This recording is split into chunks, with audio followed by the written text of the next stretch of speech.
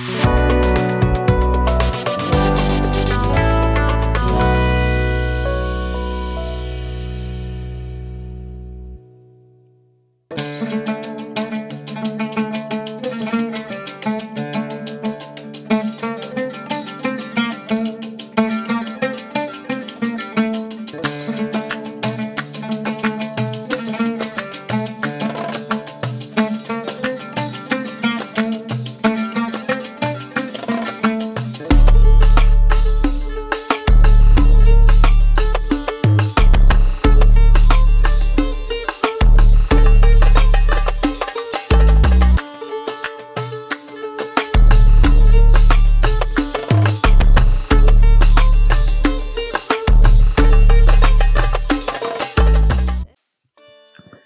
को नमस्कार। आज संध्यार विशेष कार्यक्रम आपको स्वागत करुच्ची। आप नियमित भाव में जो कार्यक्रम देखी आसुँच ता ना हूँ प्रदीप जल थाऊ। आज गोटे छोटिया प्रसंग आलोचना करवा। से प्रसंगटी हूँ बहुमूल्य जीवन। एक विश्वासी जीवन बहुमूल्य अटे।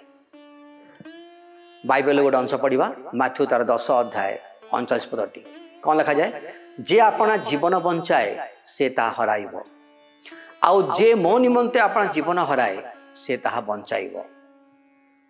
मोर प्रिय भाई भनी माने माथ्यू तार 10 अध्याय 39 रे यीशु विश्वस्तता पाई एक दृढ़ आह्वान देइछन्ति।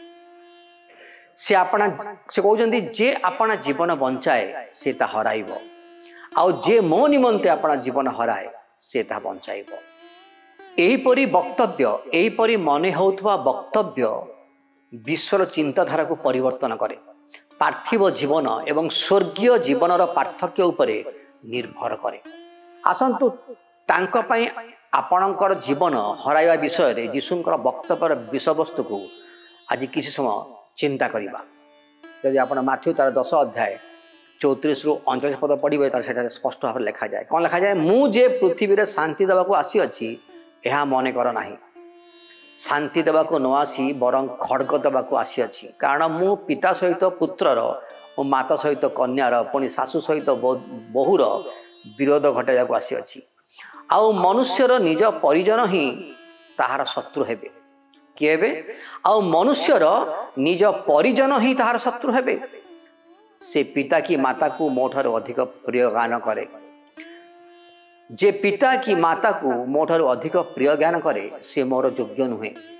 पुणी जे पुत्र की कन्या को मोठार अधिक स्नेह करे से मोर योग्य नुह। आउ जे अपना क्रूस नहीं मोर अनुगमन न करे से मोर योग्य नुह। जे अपना जीवन बंचाए से ता हराइब, आउ जे मो निमंते अपना जीवन हराए से ता बंचाइब। मोर प्रिय भाई भणी माने यीशु तांका पाई आम जीवन हराइबा विषय रे कहिबा पूर्वरु से घोषणा करथिले जे तांकर शिष्य हबा क्रूस बहन करिबा एवं तांकु अनुसरण करिबा सहित जड़ित अटे। जदि आमे तांकर शिष्य हबा को इच्छा करूचु ताहले आमक तांकु तांकर क्रूस को बहन करियाको हबो, तांकु अनुसरण करियाको हबो। यीशुंको निकट को आसीबा भिन्न कथा अटे। मोर प्रिय भाई भाई माने यीशुंको निकट को आसीबा भिन्न कथा अटे, मात्र यीशुंको सहित चलीबा, क्रूस को बहन करिबा, तांकर आज्ञा बहबा, ताकु अनुसरण करिबा यह अन्य विषय अटे। जने शिष्य हबार अर्थ होउची निजको शून्य करिबा, निजको न्यून करिबा ता अर्थ अटे। किंतु ख्रीष्टंग पाई जनकर जीवन हराइबा मूल विषय होउची आमर आत्मशासन, आत्म इच्छा को समर्पण करिबा अटे एवं यीशु को अनुसरण करिबा अटे।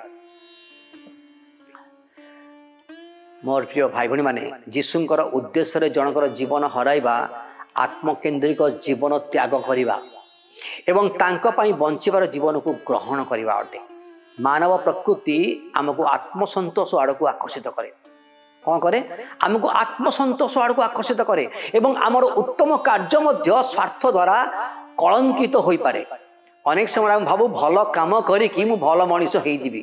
आत्मसंतोष निजर प्रतिष्ठा, निजर व्यक्तिगत जीवन द्वारा, निजर व्यक्तिगत प्रतिष्ठा, निजर व्यक्तिगत ज्ञान, निजर व्यक्तिगत स्वार्थ एसबू आमको आत्मसंतोष दिए एवं से समस्त जगतर स्वाभाविक जगतर विषय गुड़िक आमको आकर्षित करे एवं आमर उत्तम कार्य बेले बेले मन आम उत्तम कार्य करने द्वारा आम भल मनीष परी देखा मात्र उत्तम कार्य मध्य स्वार्थ द्वारा कलंकित हो पारे। आत्मनियम होउची चरम प्रलोभन अटे एवं समस्त पापपूर्ण कार्यर मूल कौन अटे? आत्मनियम निजर नियम को प्रतिष्ठा करने होउची चरम प्रलोभन को आम जीवन में आसवा को अनुमति देवा अटे एवं समस्त पापपूर्ण कार्यर मूल अटे। तेणु आदि पुस्तक तार 3 अध्याय 4-5 लिखा जाए सर्प नारी को कहला तुम माने कौन सी रूपे मरिब नाही बरंच परमेश्वर जानती तुम्हें माने जो दिन ताहा खाइब से दिन तुम मानकर चक्षु प्रसन्न हब तहिरे तुम्हें माने कौन बना परमेश्वर परी भल एवं मंद ज्ञान पाइब। मुख्यतः जीशु तांको शिष्य मानकु तांको पई बंचिबा को आज मध्य आह्वान करती मोर प्रिय भाई भणी माने जी जीशुंक पई निज जीवन को त्याग करने को बा जीवन हराइबा को प्रस्तुत थाए से सही प्रकार व्यक्ति जे बलिदान देवा जीवन भोग को त्याग करने को बलिदान देवा निर्यातना अनुभव करने को निर्यातना सह करने एवं सुसमाचार पर निज जीवन को आनंद उत्सव करने को सदा सर्वदा प्रस्तुत थाए एवं इच्छुक थाए। जीशु कहले सी होउचंदी पथ सत्य जीवन ए सत्यता को आम जीवन रे लुचेइबा किंबा अवहेला करबा परिवर्ते ए सत्यता को ग्रहण करबा आम पाई नित्यांत जरूरी अटे। तेणु जौन तार 14 अध्याय 6 रे जीशु कौन कहते? जीशु तांको कहले मु पथ सत्य हो जीवन मो दे न गले कि पिता निकट को जाए ना। मैथ्यू तार 10 अध्याय 39 अवशिष्टांश ए प्रतिज्ञा उपस्थापन करे जहाँ जीशु द्वारा निरंतर निश्चित भाव प्रदान कराइला। जेतेबेले आमे आत्मशासन ख्रीष्टंक पई बंचिबा सेतेबेले आमे प्रकृत जीवन अनंत जीवन पाई थाउ। मोर प्रिय भाई भणी माने एक परफेक्ट मैन भाव जीशु प्रकृत मानविकतार पथ को से आम आगे प्रस्तुत करिसंती।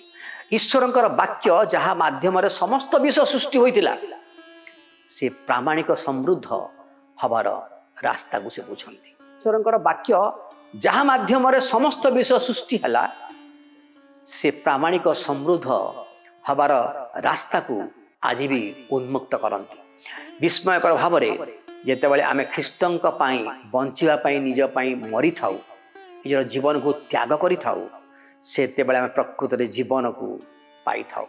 प्रकृत जीवन आनंद को आमे उपभोग करि थाउ। आमे हुए तो ये दुनिया को हरई परिबा, आमे हुए तो आमर धन संपत्ति को हरई परिबा, आमे हुए तो आमर आत्मस्वजन को हरई परिबा, आमे हुए तो आमर प्रियजन को हरई परिबा किंतु आमे स्वर्गीय जगत हासिल करि परिबा। हालेलुया। आमे अनंत जीवन को हासिल करि परिबा। पीतर तांकर पाठक मान को परामर्श दैछन जे ख्रीष्ट शरीर रे दुख भोग करिथिबारु तुमे माने मध्य सेही परि मन धरी आपना मान को सुसज्जित कर कारण जे शरीर रे दुख भोग करिअछि से पापरु निवृत्त होइअछि। जेपरि तुमे माने जागतिक जीवन अवशिष्ट काल मनुष्यर कु अभिलाष अनुसार क्षेपण न करी ईश्वरंकर इच्छा अनुसार क्षेपण कर। पाउल ख्रीष्टंक उद्देश्य रे जनकर जीवन हराइबार संकल्प मध्य से अनुसंधान करिके से लेखंती। से कौन लिखुचंती? गालातिया तार 2 अध्याय 20 रे मु ख्रीष्टंक सहित क्रूसरे हत होइअछि आउ मु जीवित नुहे मात्र ख्रीष्ट मो अंतर रे जीवित अछंती।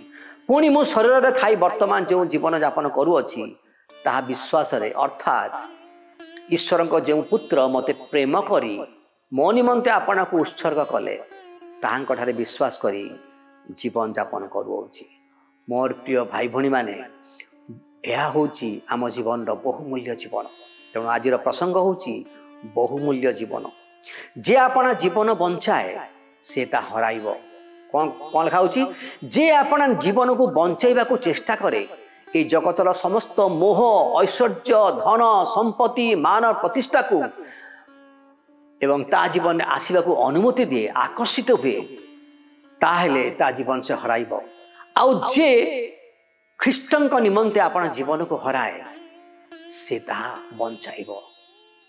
तेणु मोर प्रिय भाई भाई माने आमे यह हूँ जीशु ख्रीष्टंकर एक दृढ़ आह्वान। आज से आह्वान आमे योग्य आचरण करवा। आमे जो ख्रीष्ट विश्वासी बोली कहू ए बहुमूल्य जीवन निगूढ़ रहस्य को बुझे प्रभु आमको साहाय्य करत जेपरी आम जीवन एक बहुमूल्य जीवन हम, एक मूल्यहीन जीवन न हो एक बहुमूल्य जीवन हम यह प्रभु चाहती। आम प्रत्येक जीवन ए जगत रे मूल्यहीन अटे किंतु ईश्वर को दृष्टि रे बहुमूल्य अटे। तेणु ए बहुमूल्य जीवन पाई आमे जगतर समस्त प्रकार मोह माया को त्याग करिया पड़िबो। जगतर आसुवा समस्त लोभनीय आकर्षणीय विषय को आम जीवन को आसवा को दब आमे आम जीवन रे प्रवेश करिया दबानी। तेणु जगतर आसुवा समस्त आकर्षणीय मोह माया एवं धन संपत्ति लोभ ए समस्त प्राचुर्यता को आम जीवन में प्रवेश करिया आम जीवन में प्रवेश करिया दबानी। कारण आमर उद्देश्य होची बहुमूल्य जीवन जहाँ ईश्वर दृष्टि बहुमूल्य अच्छी, जहाँ ईश्वर दृष्टि बहुमूल्य अटे आम से प्रकार जीवन अतिबाहित करवा। मोर प्रिय भाई भाई माने दुईटी विषय अच्छी। आपण कौ जीवन आज बंचक चाहूँगी, मूल्यहीन जीवन ना बहुमूल्य जीवन? आपण मननन करिपारंती। विश्वास करुच्ची प्रभु आज अल्प चिंता द्वारा आपण कथा कहते। नमस्कार।